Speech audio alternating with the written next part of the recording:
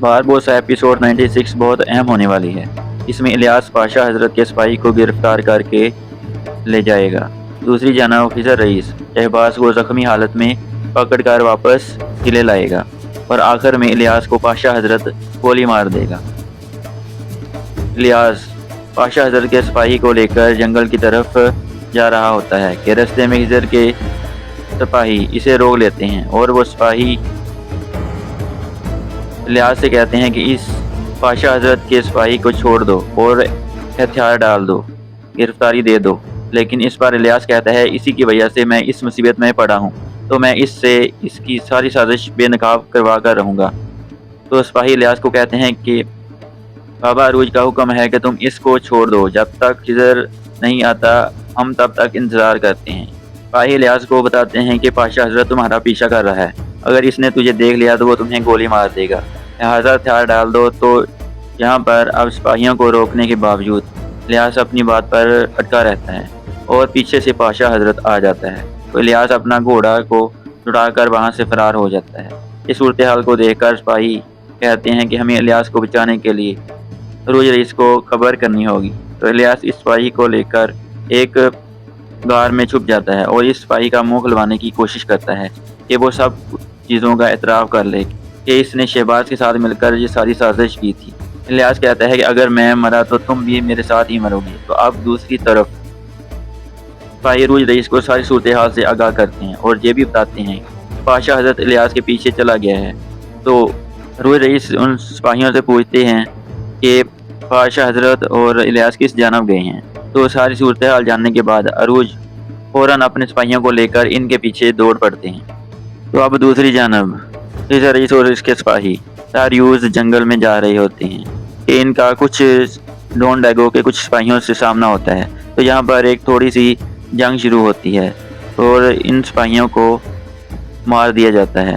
تو اب شہباز اور دیگر سپاہیوں کا پیچھا کرتے ہوئے خضر اور اس کے سپاہی جا رہے ہوتے ہیں کہ اچانک سے مراد کا پاؤں ایک رسی پر آ جاتا ہے اور اس کے ساتھ ہی وہ الٹا لٹک جاتا ہے۔ یہ دشمن کی ایک چال ہوتی ہے۔ تو یہاں پر خضر اور اس کے دیگر سپاہی شہباز کے اس جال میں پھنس جاتے ہیں۔ تو اب یہاں پر شہباز خضر کو کہتا ہے کہ تم شکار کرنے آئے تھے لیکن تم خود شکار بن گئے ہو، خضر تم مرو گے اور ادھر تمہارا بھائی الیاس پھانسی چڑھے گا۔ ڈون ڈیگو کا سپاہی حکم دیتا ہے کہ اپنے دیگر سپاہیوں کو ان سب کو گرفتار کر لو اور ڈون ڈیگو کے پاس لے کر چلو، کیونکہ انہوں نے ہماری سرزمین پر آ کر فساد برپا کرنے کی کوشش کی ہے۔ لیکن شہباز اپنے پستول نکال کر خضر کی طرف بڑھاتا ہے کہ ان کو زیادہ وقت نہیں ملنا چاہیے۔ یہاں پر شہباز گولی چلانے ہی والا ہوتا ہے کہ پیچھے سے کمال رئیس کا سپاہی اپنے سپاہیوں کے ساتھ حملہ آور ہوتا ہے، تیر انداز تیر چلاتے ہیں اور شہباز اور اس کے دیگر بہت سارے ساتھی مارے جاتے ہیں۔ شہباز بچ جاتا ہے۔ اب یہاں سے ایک بڑی جنگ شروع ہو جاتی ہے۔ اب یہاں پر مراد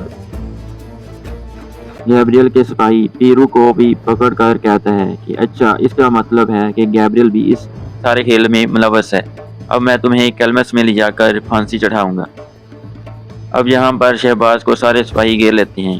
خضر سپاہی کہتے ہیں کہ شہباز اب تمہارا حساب دینے کا وقت آ گیا ہے۔ خضر کہتا ہے کہ تمہیں ایک بار ہی مار دیا جائے تو یہ حساب برابر نہیں ہوگا، کیونکہ تم نے بہت بڑے گناہ کیے ہیں اور بہت زیادہ ظلم کیا ہے۔ اس کے بعد لڑائی دوبارہ شروع ہو جاتی ہے۔ خضر اور شہباز کی آپس میں ایک دوسرے کو مارتے ہیں۔ خضر رئیس شہباز کو زخمی کر کے نیچے گرا دیتے ہیں۔ شہباز یہاں پر بے ہوش ہو جاتا ہے۔ اب یہاں پر خضر سپاہیوں کو حکم دیتے ہیں کہ اسے پکڑو اور جہاز میں لے جاؤ اور اس کے صحت یاب ہونے کا انتظار کرو۔ اب ہم کلمس میں جائیں گے اور اس سے ساری باتیں منوائیں گے۔ اب دوسری جانب الیاس پاشا حضرت کے سپاہی کو لے کر جنگل میں کے بیچ میں سے جا رہا ہوتا ہے کہ پاشا حضرت کے سپاہی اسے یہاں پر گھیر لیتے ہیں اور سپاہی کہتے ہیں کہ اگر تم نے ہتھیار نہ ڈالے تو ہم تمہیں پاشا حضرت کے حکم کے مطابق گولی مار دیں گے۔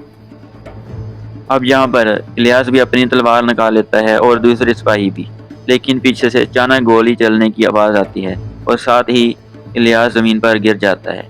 تو یہاں پر دیکھا جاتا ہے کہ پاشا حضرت پیچھے کھڑے ہوتے ہیں۔ اسی دوران عروج رئیس بھی پہنچ جاتے ہیں اور روز رئیس جہاں پر الیاس کو جگانے کی کوشش کرتے ہیں، لیکن وہ بہت زیادہ زخمی حالت میں ہوتا ہے۔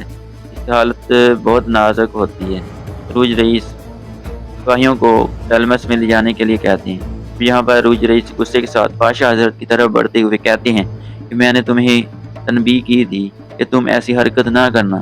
سپاہیوں کے روکنے کے باوجود روز رئیس ان کو دھکا دیتے ہوئے پاشا حضرت کے پاس پہنچ جاتے ہیں، اس کے گریبان سے اسے پکڑ لیتے ہیں اور اب یہاں پر روز رئیس سپاہی کا پستول چھین کر پاشا حضرت کو گولی مارنے کی کوشش کرتے ہیں۔ ابھی گولی مارنے ہی والے ہوتے ہیں کہ پیچھے سے کمال رئیس آ جاتے ہیں اور رک جانے کا حکم دیتے ہیں۔ کمال حضرت کہتے ہیں کہ ایسا کرنے سے تم ریاست کے مجرم ٹھہرو گے، لہذا اسے یہاں پر چھوڑ دو۔